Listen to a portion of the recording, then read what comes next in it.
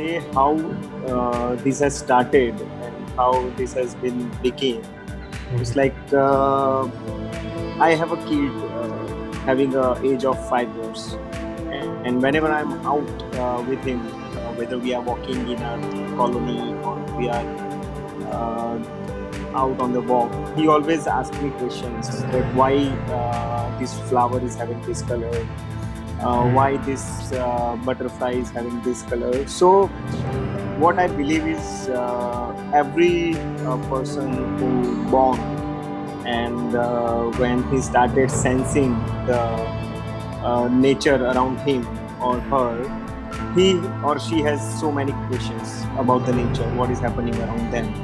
Correct. But gradually they started going to school and interacting with so many people. They start losing this sense, and the questions that they supposed to and they used to ask when they were at the age of 3 years, 5 years, 7 years, it gradually vanishes.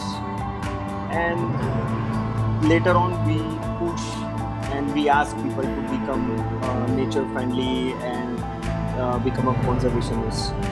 So the gap that we are seeing in our education system is very big gap. When I opted the field of environmental science and I came in contact with the many of the scientists and the ornithologists and the nature conservationists, I uh, get back to that history that okay, I used to have these questions, now I have to answer these questions myself, and I have started birding myself, and gradually it become my passion, and later on passion turned to be a profession. So I've started my career as a conservationist with the State Forest Department. Then I worked for World Wildlife Fund, WWF, for a decade, conserving the big cats and its corridors. And after some point, then I have started my own initiative of sustainable wildlife tourism and started giving birding and naturalist services to the inbound agencies. So this is how my career developed. But what I seriously and still feel that this profession that I have selected is sometimes I believe it's not what I have thought for, but somehow I've landed up in this profession only just because I love the nature. Anybody can be naturalist, anybody can be conservationist. You just need that passion and you just need that fire.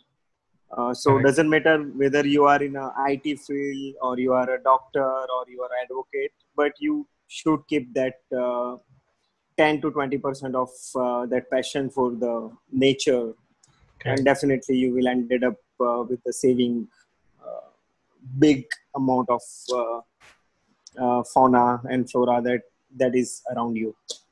Right.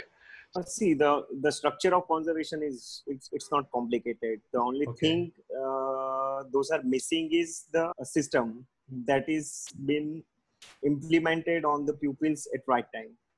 We are from the age of 5 or 7 when kids started going to the school. Mhm. They have been asked to do maths, they have been asked to do English, phonics, and many things.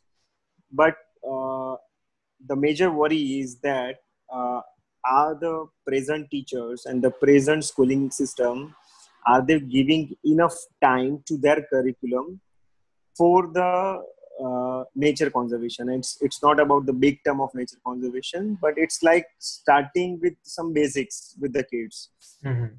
taking them to the nature reserves, taking them to the gardens, and giving them exposure with the whatever is available in any garden, say butterflies or the flowers or the garden lizards, whatever is there. So this exposure is not there, and because of that, what we are seeing is that we are seeing more professional recruitment of the new age people instead of more co-created professionals. So what I mean is co-created professionals, they work in balance. Mm-hmm. They spend and whatever in their act, they include the conservation, they include the nature conservation. And if this inclusiveness is not there, then they are simply professional. They are doing their business without worrying about the nature, without worrying about the environment. So definitely, the present education system is lacking the nature education. They are lacking this exposure amongst the students, and that has to be thought properly and wisely. Yeah, everyone has to play their role. It's not Correct. like if Mm-hmm. I'm talking about the housewives, Mm-hmm. they are the key players of their home. They can save the water, they can save the electricity, they can uh, ask so many people around them for the saving of the natural resources. Correct. But Mm-hmm. due to not exposure of the awareness, it's not spreading the way we are expecting. Technology nowadays, we are seeing the keyboard activist. Whoever doesn't like XYZ steps being taken Mm-hmm. by the government, they become vocal and they post their views over social media. But at some point, it is not widely accepted. I don't know the reason why the voices of people are not accepted at certain level, but they can, the individuals, doesn't matter whether they are belongs to whatever field, they can play the vital role by educating others. What you just have to do is to, whenever you are see Mm-hmm. any forest is being cut, whether it is around the national park, within the national park, or within your urban forest, Correct. you Mm-hmm. have all right to raise a voice. Mm-hmm. You can educate your councils, you can educate your corporations, you can educate your domestic governance, Mm-hmm. that why do we need this forest in our urban landscapes or in our rural landscapes. So Mm-hmm. it's all about the awareness and sharing, just sharing a little word of conservation, whether it is a water conservation or energy conservation or a soil conservation. It's just a simple word of sharing and educating others.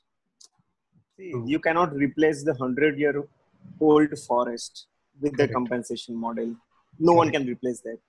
Correct. The ecological role that the forest plays within Mm-hmm. that system, it's irreplaceable. You have a whole network of living beings Mm-hmm. within that forest. There are 100-year old trees. There are insects. There are fungi. There are birds. There are mammals, which are by and large connected to each other. Correct. And if you remove anything out of Mm-hmm. that forest, the whole ecosystem will collapse.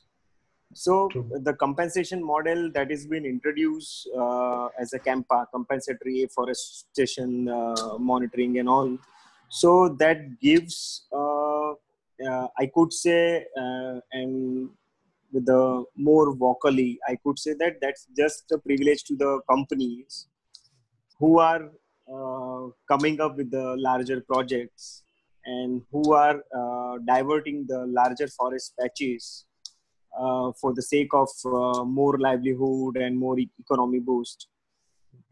They are not calculating the available resources and the available economy that is there because of that forest. If you cut down the 100-year-old or 50-year-old forest and try to plant the new one, it will not compensate the oxygen, it will not compensate the resources, it will not compensate the livelihood that that forest has given for these many years. Secondly, the education on biodiversity. Most of the people ending up with the growing monocultures uh, Mm-hmm. in the in such projects, Mm-hmm. which doesn't help the ecosystem.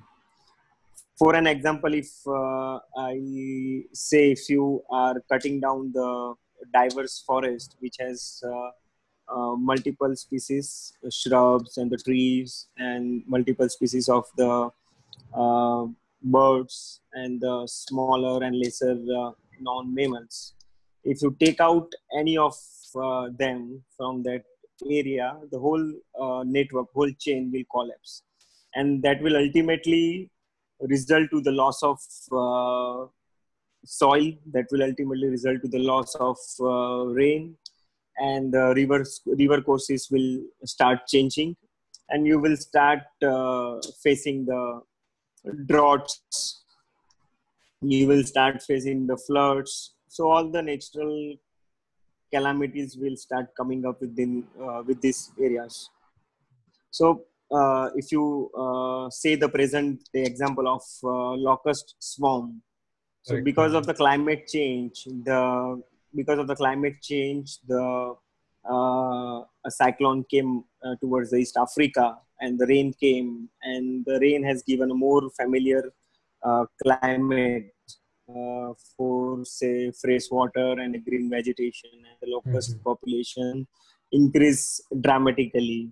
And suddenly the swarm of locust came towards the East Africa, and further it intruded to the East Asia, Pakistan, and now they have entered into the India, which is, I can say, it is not a common phenomenon. It has been there since ages, but this time it is bigger, and this is thanks to the climate change, and Correct. which is further linked to the unplanned uh, conservation models.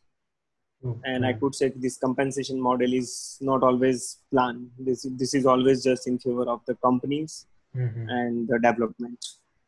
So correct. See, laws are there. It's the Wildlife Protection Act 1972 when it has been enacted. Mm-hmm. It has been always there to support the wildlife. Correct. The Mm-hmm. gap that I am seeing in present situation is we do not have a better enforcement practices in place.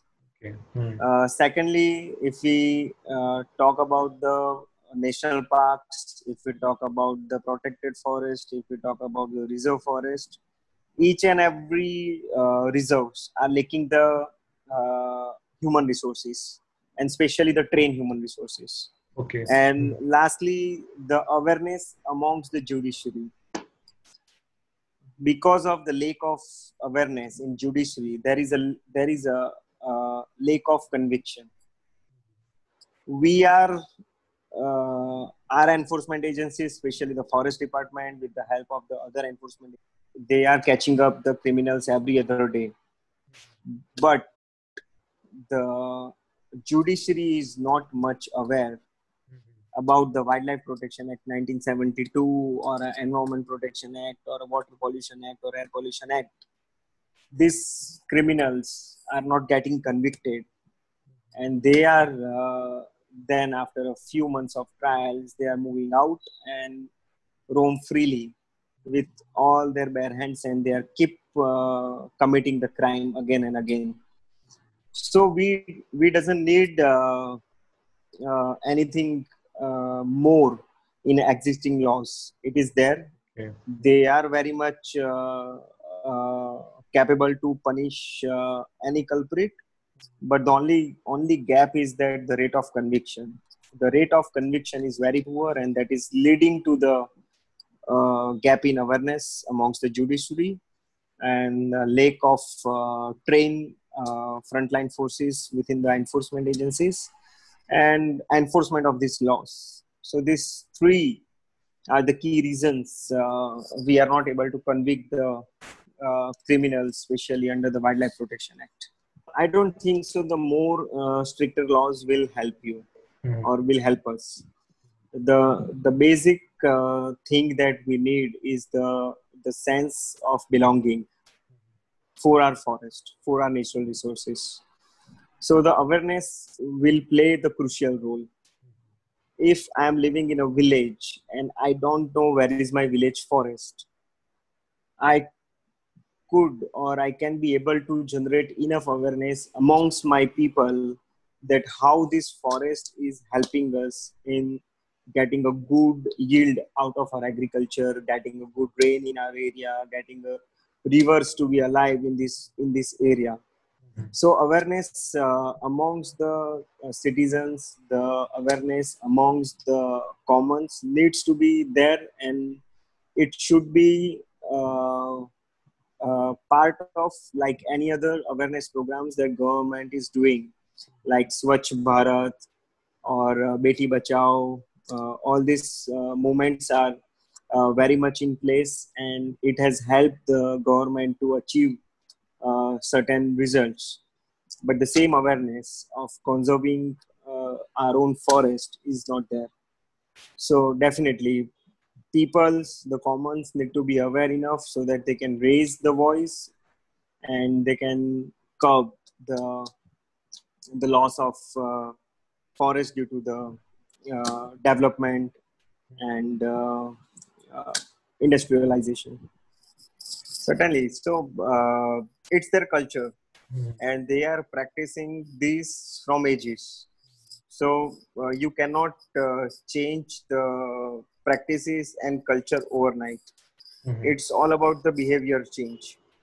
So if we take an example of some communities who are uh, into poaching, I, in the present term we can say poaching, but the earlier times they used to hunt for their subsistence.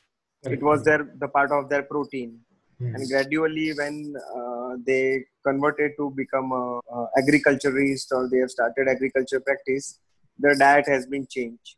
So they have started growing the cereals, they have started growing the millets, pulse, and that has become their diet. So the tribals and their ownership with the forest, their ownership with the resources that is available through the forest should remain intact. Uh, on the other hand, they have been educated, and the alternative livelihood should be created for them so that they can they start reducing their pressure from the forest and try to learn more alternate livelihood practices, whether it is more organic agriculture practices and linking that it with the present day economy, and providing more, say, basic education starting from schools so that the younger generation can pick up more diverse profession in coming years. So definitely, alternative livelihood is should be there along with the behavior change practices within the tribal communities. If we talk about the conflict, especially these communities are always has to face the conflict with the wildlife. Correct. But the present day the conflict is between human versus human. So the one human is the these communities, and second human is the enforcement agencies, especially the forest department. True. Many times we have been failed to garner the knowledge of these communities, what they have for their forest. They know their ethnobotany very well. They know their medicinal plants. They know the tracks of the wildlife. They know when they breed. They know in and out about the forest. So we have been always failed to bring them in our practices. For an example, forest department has a model of recruitment in that they take and written exams for the recruitment of forest guards or range forest officers. Then they, after the written exam, they go for verbal interviews, and then they go for a physical. But if we, for an example, if we take an example of a park, say Ranthambore National Park. Okay.